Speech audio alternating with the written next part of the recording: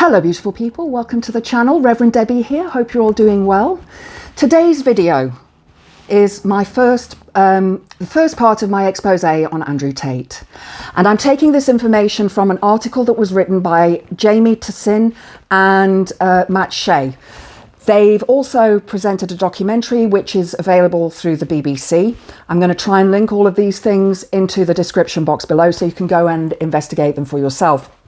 One thing I will say is that this is an expose on him and who he really is. It is the taste of what his cult, and it is a cult, is capable of. And for those of you who don't know or haven't heard of Andrew Tate, he professes and proclaims himself to be a pimp and a misogynist. Basically, a misogynist is a person who hates women. And from all accounts, it seems that that is the case. He creates this ideology that he sells to young men and boys of how to get women and girls to worship them and how to become what he calls an alpha male. And to be the boss, to be in charge. Now, this is all based on misogyny. It's all based on control, coercive control.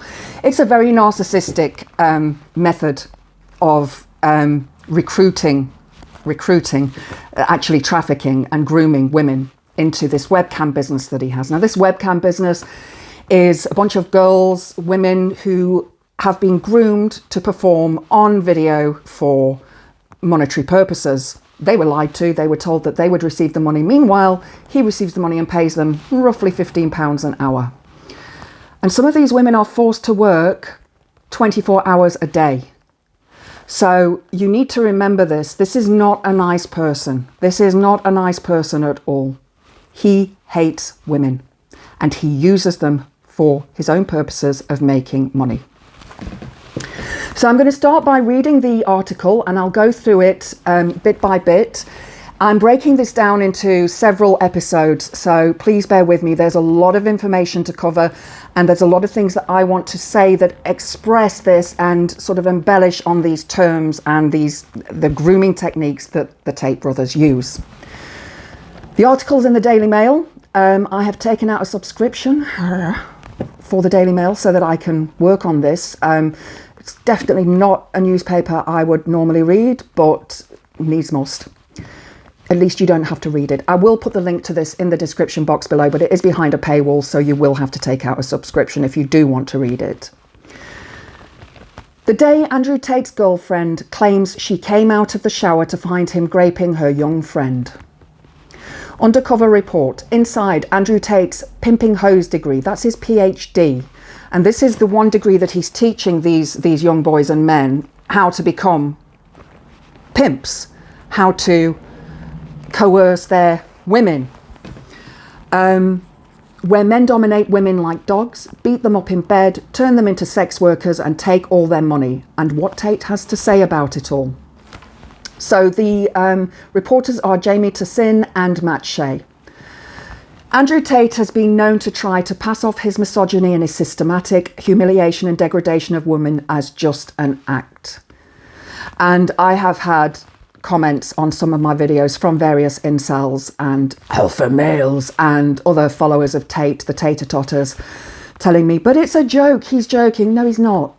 Because a lot of young boys are very impressionable and they will take that as the actual truth, that you can treat women like that. You can't, and it needs to stop. And that's part of my message through this video, is to educate women and girls, especially around what a controlling person is and how they can be groomed and trafficked, and also to hopefully, educate young boys and men that treating women this way is not okay. You want to drive a Bugatti, I don't care. You must treat the woman with respect. How would you treat your mother? And I want you to keep asking yourself that if you're a man or a boy watching this, is would you want your mother to be treated like that by your father? Now, I know that some of you may already have that dynamic in your home. It happens, I know. But surely we want to be a culture that is better than the past, that is better than our fathers and mothers. And this is a cult. I want to remind you that this whole Andrew Tate thing is a cult. He has created a cult of young men to go out there and do this to women. When we returned to the UK, that's Matt and Jamie, after confronting Tate at his headquarters in Romania for our television documentary exposing who he really is, we received a flurry of emails from women who had known him at his hometown of Luton back in 2015 and 2016. Their stories were all similar. This is his modus operandi. This is how he predatorizes, I don't even know if that's a word, but how he coerces and manipulates these young girls and women, and they're all young. Tate is not a person who would choose somebody like me because we're wise to their tactics. You know, I'm Gen X and I've had my fair share of being treated like absolute poo by men, and I don't want to go back there. But he is making it seem like an attractive option for young boys and young men. They were in their early 20s when he approached them, either online or through a male friend who claimed he was friends with Tate, recruiting models for his new business. Now, I used to model, and yes, I was asked if I wanted to do nude modelling. My response was no, not my thing. I modelled at a fashion house, ramp work and photography.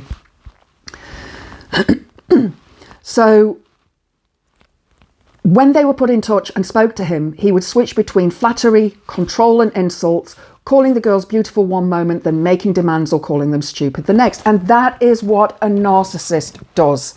That is coercive control. I am telling you you're beautiful one minute and then telling you you're horrible the next, but then I'm apologizing for it and I'm telling you no, that you're really beautiful. It is trauma bonding. Through trauma, that person is becoming bonded to Tate. And the article goes on. None of these women actually met Tate or went through with his proposals of work. All of them felt that something was up. And ladies, trust your intuition. My advice to you is if you're going out on a date with somebody, make sure it's in a public place. Try and go for a daytime date without alcohol. Try and make it coffee or movies or a stroll around town. But try to avoid any alcohol, because that is when men really become predators. And you may face something worse than just having a drink. But then we were contacted by a woman who claimed to have been Andrew Tate's girlfriend. That's her word. She put the girlfriend in inverted commas. In 2015. Sally, as we will call her. All of these women have been given different names, obviously for their anonymity, to make sure that, obviously, if the cases do go to court, nobody knows who they actually are. They messaged on Facebook and he eventually asked her out for a drink. She recalled he was really, really cocky, like you see how he is now, but he could also be quite nice and sweet. After a successful date, they continued their relationship, which is when Sally told us he mentioned his pornographic webcam company in which girls performed online for paying customers. Now, I have no issue if a woman, and I'm going to say woman because using somebody who's underage is illegal. If a woman chooses to work in that industry, that's her choice. But being groomed into it is not her choice. It is manipulation and coercive control. Tate bragged that he was making huge amounts of money running the company out of a studio in a luxury apartment with his brother. And he promised her that if she worked for him, he could make her incredibly rich. She wouldn't even need to sleep with anyone, he said. All she'd have to do was perform by herself on webcam. And we all know that's not true. We all know that other things happened. Sally had never done anything like this before, but she was young and in a minimum wage job, and the proposition sounded interesting. Tate told her that with her good looks, they would both make huge amounts of money together as a couple. Another fake sort of thought put into her mind of, yeah, we can be a couple and you can help me make money. Sally agreed, and Tate took her to a pub to loosen her up with alcohol. Like I said, alcohol. Where am I? Sorry. And he took her to his luxury apartment, which turned out to be a dingy 2-bedroom flat above a Londis mini market. How many of us have been in that situation when we were told, oh no, I'm rich, I have this, and then you go back to their place and it's a dump. On that first night, she got a glimpse of what was to come. We were just sitting on the bed and completely out of the blue, Andrew punched me in my arm. I went to the bathroom and cried. But when I came out, he was super, super nice. She was confused, not knowing what to make of Tate or the situation she was in. He persuaded her to quit her job and work around the clock on the webcam. She didn't leave his flat for 3 days. 3 days. He told her not to message her friends and that as his girlfriend, she would no longer be able to speak to any other men. Coercive control, isolation. These are typical narcissistic behaviors to control the person or the partner, the person you're trying to control. This was grooming. So he's put her into this situation for 3 days. She's not allowed to contact friends, family. She's not allowed to have conversations or relationships with other men, male friends. And that she's his girlfriend and he has to control her. How immature is that? Oh, you can't speak to any other men because I'm so scared that I'll lose you. Think about that. But also it's part of grooming. It's the trauma bond that is created. That the pain of the, whether it is a physical abuse or mental abuse or verbal abuse, and then the sort of, I'm sorry for what I did, I love you, and then 5 minutes later, the pain again, the hurt, the I hate you, you're stupid, and then the apology, which is never really an apology. So she was being trauma bonded to him, which is a tactic that they use. Now, this whole tactic is known as the lover boy tactic, and I'm going to go into that a bit later on. Tate had told Sally he had an existing successful webcam business, but there were no other workers when she arrived in the flat. After a couple of weeks, new girls began to arrive. They would be split up, she said, either managed by Andrew or his brother Tristan, and the girls would be required to sleep in their respective manager's bed. So yeah, they were pimps and they were taking advantage of their subjects. Sally claimed that Tate started to abuse the girls verbally, calling us lazy hoes, dumb hoes, stuff like that, but quickly progressed to using physical violence. I saw him smack girls with a belt because they wanted a lie in, Sally went on, her voice cracking. So again, we come back to the control. If you don't do what I say, you're going to receive punishment. Don't be lazy. Do what I say. Again, this is constantly reprogramming this woman to believe that she cannot get out of this, that this is how life is and that this is what she must do in order to earn money and that she has no other option. Because often once a woman is put into this place, she can't get out. She has no other means of getting out. He was controlling their money. Don't forget that.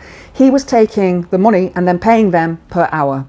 I believe it was about £15, which is not much more than minimum wage.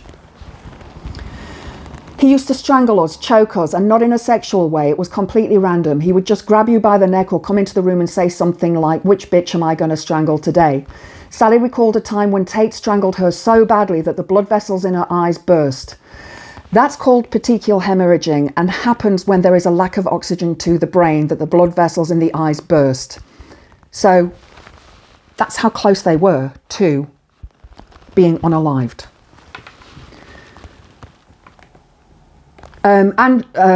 Tristan was kinder to her than Andrew, but according to women we spoke to, he too could be deeply unpleasant to his own employees. One memory that stood out for Sally was Tristan roaming around the flat wearing a pirate hat and wielding a plastic sword that he would hit the women with, bragging that he was captain of his money ship. I mean, that's just ridiculous. That's a little boy thing, isn't it? It just goes to show that these men never actually grew up. They're still little boys. Sally had been working for Tate for around 6 weeks when he brought in a new young woman we'll call Helen, someone Sally recognised from school. As one of Andrew's girls, she was required to sleep in the bed with Sally and Tate between cam sessions. However, unlike Sally, Helen had a boyfriend and refused Tate's advances. For her, it was strictly about the money. The 15 an hour wage, it was £15 an hour, I thought I'd read that somewhere, seemed attractive to her. Now this in 2015, 2016, 2015 would have been a pretty decent wage-ish. It seemed attractive to her despite the fact that Tate himself would regularly earn £500 for each of her online sessions. Look at that. Look at that disparity. He is controlling the money. He is controlling the purse strings. They aren't allowed to buy anything. They have to save their money for whatever they want. But Sally recalled to her horror waking up in bed with Tate and Helen one morning before going to the bathroom to shower. When I came back, I saw him raping her. Helen left the house almost straight away, but Sally stayed for a bit longer. I didn't want to work for him, but I needed the money. And that is one of the biggest reasons why women will stay in an abusive relationship, is because they have no money. They've been isolated from their friends and family. They have no money. They have no way to get out. I suggested to him and Tristan that I could work from home, but I'd still give them a share of the money. They just laughed at me, called me a dumb hoe, saying this was their business and they had trained me and they would not let me leave. That's kidnapping. They would not let her leave. That's kidnapping. Then one day I was really tired and I didn't want to webcam, and Andrew threatened to beat the shit out of me. That's when I knew I needed to get out of there. Well, I'm glad she realised this. I really am glad she realised this. And again, it comes back to age, doesn't it? We think that this person loves us. I was in a relationship with a man who was incredibly abusive when I was that age. I didn't know. I had no understanding of this. It's not taught in school and it needs to be. Sally put us in touch with Helen, who over the phone confirmed the allegations of physical violence and verbal abuse before recounting that day when he raped me. She burst into tears before hanging up the phone. In a subsequent call, she explained that it was still extremely difficult to talk about what happened, and in addition that she was dating someone who wasn't comfortable with her even mentioning it. Now I'm going to leave this part one here because there's a whole load more, but what I do want to say there is that recovering from such trauma as rape takes time, and it will probably stay with that person for the rest of their life. I know mine did. It's still here, it's still inside me. I still know what happened to me. But I've dealt with it. I've dealt with it through therapy, and I'm now studying psychology so that I can help women who've been through similar situations. So stick around, watch out for part 2. Hopefully I'll be able to release it tomorrow. And if you like the video, please click the like button and subscribe to the channel. Share this video with your friends and family. Hope to see you next time. Blessed be.